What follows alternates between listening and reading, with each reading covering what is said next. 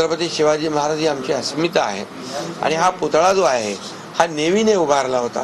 त्याचं complete design नेव्हीने तयार केलं होतं आणि मी कलेक्टरशी बोलल्यानंतर त्यांनी मला सांगितलं 45 किलोमीटर पर आवर अशा प्रकारचा वारा, सुसाट्याचा वारा जो भोग होता आणि त्या याच्यामध्ये पुतळ्याचं नुकसान झालेलं आहे।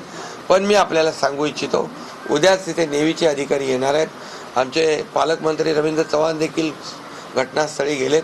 मी त्यांना सांगितले, सूचना केलेल्या आहेत आणि उद्या तात्काळ यामध्ये नेव्हीचे अधिकारी, आमचे अधिकारी हे छत्रपती शिवाजी महाराजांचा जो काही पुतळा आहे पूर्णाकृती हा पुन्हा दिमाखामध्ये तिथं मजबूतीने उभा करण्याचं काम आम्ही करू। महाराज असलेला पुतळा दुर्दैवाने आज पडला, परंतु हा पुतळा गेल्या 6 महिन्यापूर्वी घाई गडबडीने मोदींच्या दौऱ्याच्या वेळी बसवला होता। 6 महिने सुद्धा झाले नाही आणि त्याचवेळी तिथल्या स्थानिक नागरिकांची हे होती की हे काम निकृष्ट चालू आहे, परंतु त्यावेळी ते विरोधक आहेत, त्यांना सरकारची दिशाभूल ते दाबण्यात आलं। हा पुतळा तात्काळ आम्ही उभारू आणि कायदा हातात घेण्याची आवश्यकता नाही।